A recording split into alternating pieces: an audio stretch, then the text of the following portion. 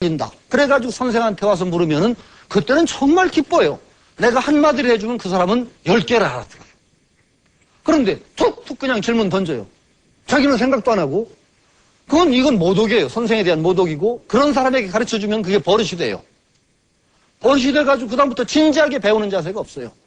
그런 때는 안 가르쳐주는 게 좋아요. 내가 좀 더 생각을 해보거라. 문제를 발견하는 것이, 이게 뭐가 문제인가를 아는 것이 해결의 반이에요. 보통은 심각하게 생각하면 뭐가 문제인지도 몰라요. 문제를 알아채는 것이 중요합니다.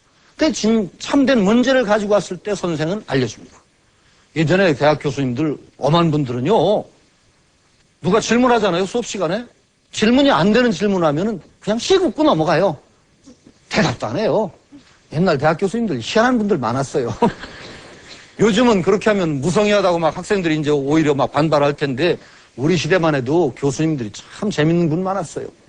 어떤 교수님은 몸이 아프셔가지고 늘 휴강을 자주 하세요.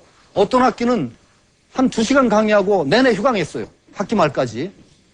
그런데 우리 때만 아니라 우리 선생님 때도 그랬대요. 선생님 뻘. 근데 한 3시간인가 해주시고서는 내가 몸이 좀 아프네.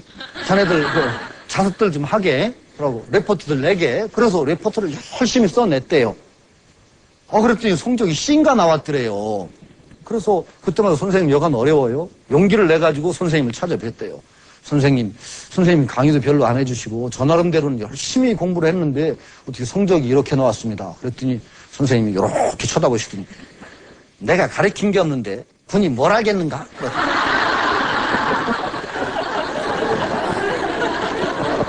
말 되죠? 저 가르친 게 없어서 자네는 배운 게 별로 없으니까 성적도 안 좋다는 거예요. 그런 선생님도 계셨어요.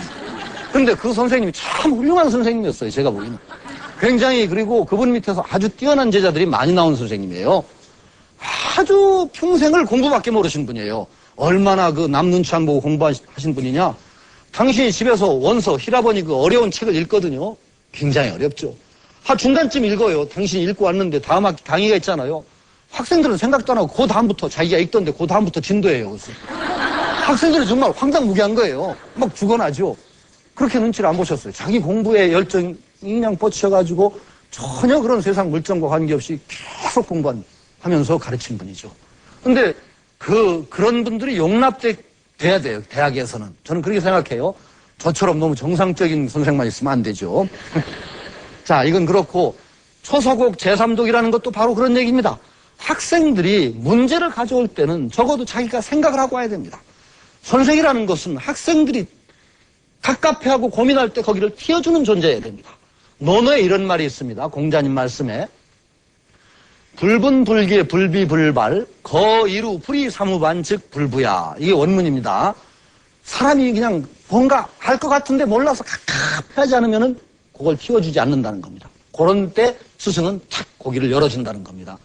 뭔가 말이 될 것 같은데 말을 못해서 입에서 말이 맴도는데 말이 안 나와. 그럴 때 선생은 거기다 한 마디 탁 던져줘서 말을 키워준다는 겁니다. 그리고 또 한 모퉁이를 들어서 세 모퉁이를 알아채지 않으면 더 가르쳐주지 않는다고 그랬어요. 탁자 같은 걸 보세요. 탁자는 네 모퉁이가 있죠. 네 모퉁이가 있는 물건에 한 모퉁이만 딱 가르쳐주면 나머지 세 모퉁이는 알아채야 된다는 거예요. 제자가. 그렇게 안 하면 여기로 가르쳐줬어. 그럼 나머지 세 모퉁이를 스스로 추리해서 알아내지 않으면 더 안 가르쳐준다고 그랬어요. 그래, 공자님이 그 가르침을 아꼈을까요? 그렇지 않을 겁니다. 공자님은 남을 가르치는데 내가 게으르지 않은가 하고 늘 반성했던 분이에요. 배우는데 열심이고 가르치는데 열심이었던 분 공자입니다. 왜 안 가르쳐주느냐? 가르쳐주면은 오히려 가르침이 가벼워져요. 무게가 떨어져 버려요. 그리고 선생이라는 존재는 한 사람만 가르치는 게 아니에요. 내가 누구한테 하는 것이 딴 사람에게 벌써 저 선생이 저에게 저렇게 하는구나 하는 것이 드러나면은 전염이 돼버려요. 학생들에게. 그래서 어떤 때는 참으로 학생들에게 성적도 잘 주고 싶고 그러고 싶다가도 못하는 경우가 많아요. 선생은. 왜? 저 학생이 어려운 상황도 알아요. 여러 가지 어려운 점도 있다는 걸 아는데 열심히 못하는 건 사실이거든요. 그런데 그런 학생에 나는 개인적으로 주고 싶죠. 성적도 주고. 그러나 주고 나면 다른 학생들이 어떻게 알죠? 저래도 성적을 받는구나. 그러면 다음에는 선생이 다음에 교단을 쓰기가 힘듭니다. 한 사람만 가르치고 말 게 아니거든요. 그 언제나 선생은 신중할 수밖에 없습니다.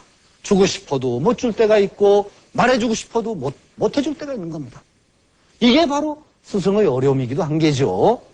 이제 몽에서는 점과 빗대어가지고 초서곡 첫 번 점을 치면 가르쳐 주지만 두세 번 하면은 동몽이라고 그랬습니다. 그래, 동몽. 몸을, 어린아이를 걸고 모독하는 것이다. 그랬습니다. 그게. 모독한다는 독을 썼습니다. 모독한다. 왜? 그렇게 되면은 배우는 사람 자체도 제대로 되지 않는다는 거예요. 그 사람을 망쳐요. 가르침을 쉽게 얻을 수 있다고 생각하는 그런 학생은 결국 진지해질 수가 없습니다. 선생이 가르침을 아껴서가 아니라 배우는 사람을 위해서도 쉽사리 그렇게 가르쳐주면 안 된다.